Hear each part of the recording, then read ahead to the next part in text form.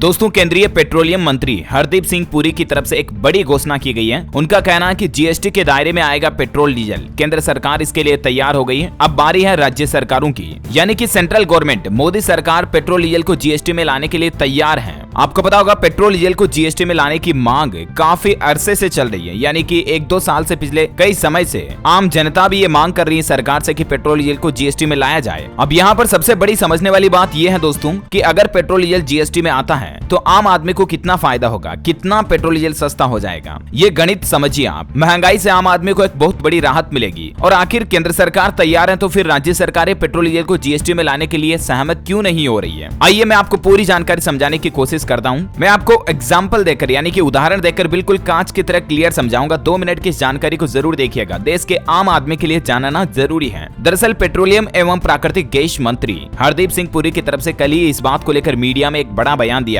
कि केंद्र सरकार पेट्रोल डीजल को जीएसटी में लाने के लिए तैयार है, लेकिन राज्यों की सहमति जरूरी है। और अभी राज्य सरकारें पेट्रोल डीजल को जीएसटी में लाने के लिए एग्री नहीं हो रही है। केंद्रीय पेट्रोलियम मंत्री का कहना है कि अगर पेट्रोल डीजल को जीएसटी के दायरे में लाया जाता है तो इससे राज्य सरकारों को सामूहिक रूप से यानी कि सभी स्टेट गवर्नमेंट को तकरीबन 2 लाख करोड़ रुपए का सालाना नुकसान होगा। और इसीलिए राज्य सरकारें ऐसा नहीं चाहती हैं कि पेट्रोल डीजल जीएसटी में आए, जबकि केंद्र सरकार को इससे खुशी होगी। वो कैसे? आपको पता होगा आजकल बढ़ती महंगाई में पेट्रोल डीजल की कीमतों को लेकर आम जनता कितनी परेशान है। और इस बढ़ती महंगाई के बीच देश के सभी अर्थशास्त्री भी पेट्रोल डीजल को जीएसटी में शामिल करने की और पेट्रोल डीजल के दामों में गिरावट करने की मांग कर रहे हैं। आइए मैं आपको एग्जांपल उदाहरण से समझाता हूं कि कैसे पेट्रोल डीजल जीएसटी में आता तो आम आदमी को कितना सस्ता मिलेगा। अभी जो पेट्रोल डीजल की कीमतें होती है ना, उन पर लगभग 50% टैक्स लेती है सरकार। यानी कि मान लीजिए आप 1 लीटर पेट्रोल के लिए 105 रुपए दे रहे हो। जनरली अभी लगभग सभी राज्यों में यही प्राइस है 100 के लगभग। तो इसमें से 49 रुपए सीधा टैक्स जो है वो सरकारी खजाने में जाता है और उस पर 27 रुपए 90 पैसे एक्साइज ड्यूटी लगती है। 17 रुपए का वेट टैक्स लगता है, जो कि डीलर कमीशन वगैरह पर वेट टैक्स शामिल होता है। और इसमें डीलर का कमीशन होता है 3 रुपए 86 पैसे प्रति लीटर। डीजल की बात करें तो डीजल लगभग 96-97 रुपए चल रहा है। इसमें 38 रुपए से भी ज्यादा सरकारी खजाने में जाता है टैक्स के रूप में। डीलर एक्सक्लूडिंग एक्साइज ड्यूटी और वेट मिलाकर 1 लीटर डीजल में से 58 रुपए सरकार के हिस्से में जाते हैं। यानी कि 50% प्राइस तो ओरिजिनल मूल प्राइस है पेट्रोल डीजल की और आधा लगभग टैक्स के रूप में हमें देना पड़ता है। और इस टैक्स से हर साल करीब 4 लाख करोड़ रुपए पेट्रोल डीजल से सरकारें कमाती हैं, जिसमें राज्य सरकारें भी शामिल है और केंद्र सरकार भी शामिल है। अब बात करें कि कितना सस्ता हो जाएगा पेट्रोल डीजल अगर जीएसटी में आता है तो आपको पता होगा जीएसटी के अलग अलग स्लैब है, 5%, 18%, 28% वगैरह वगैरह। मैक्सिमम जो जीएसटी टैक्स का स्लैब है वो अभी 28% है, राइट। यानी कि अगर पेट्रोल डीजल को जीएसटी में लाया जाए तो पेट्रोल डीजल के ऊपर जो टैक्स देना पड़ेगा ना, वो आपको अधिकतम 28% ही देना पड़ेगा, जबकि अभी 50% से भी ज्यादा टैक्स लग जाता है। तो यहाँ पर जो मार्जिन आप गैप देख पा रहे होंगे ना टैक्स में, लगभग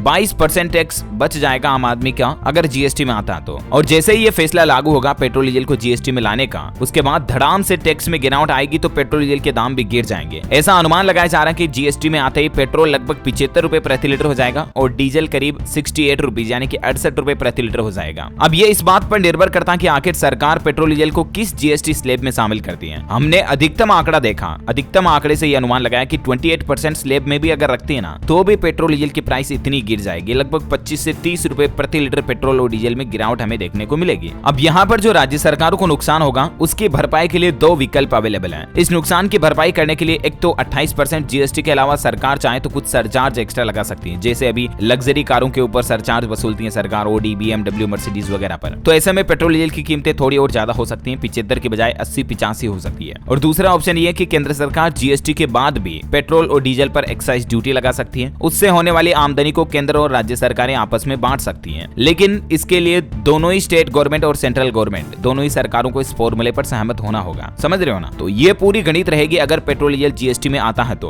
अब यहाँ पर केंद्रीय पेट्रोलियम मंत्री हरदीप सिंह पुरी जी का तो यही कहना कि सेंट्रल गवर्नमेंट यानी कि केंद्र सरकार तो रेडी है। अब सभी स्टेट गवर्नमेंट, सभी राज्य सरकारें भी अगर इस मुद्दे पर सहमत हो जाए तो उम्मीद है हमें साल 2023 तक नए साल से पेट्रोल डीजल जीएसटी में देखने को मिल सकता है। और अगर ऐसा होता है तो नए साल का तोहफा होगा आम आदमी के लिए, पेट्रोल डीजल की कीमतों में बड़ी धड़ाम से गिरावट देखने को मिलेगी। बहरहाल इस पर आगे और क्या अपडेट आता, भारत सरकार की तरफ से जो भी खबर आएगी मैं आपको बताता रहूंगा इसी चैनल DLS न्यूज के माध्यम से। तो इसके लिए आप मुझसे जुड़े रहिएगा। हमारे चैनल को नीचे लाल बटन दबाकर सब्सक्राइब करके बेल आइकन जरूर दबा देना ताकि आप कभी कोई काम की खबर मिस नहीं कर पाएंगे। साथ ही इस वीडियो को लाइक करना और ज्यादा से ज्यादा अपने दोस्तों मित्रों के साथ फेसबुक और व्हाट्सएप पर शेयर जरूर करना। ओके, वैसे अगर आप भी चाहते हैं कि पेट्रोल डीजल जीएसटी में आए तो इस वीडियो के नीचे कमेंट बॉक्स में यस जरूर लिखिएगा। मिलेंगे अगले नेक्स्ट अपडेट में, तब तक के लिए thank you, take care, good bye, जय हिंद, जय भारत।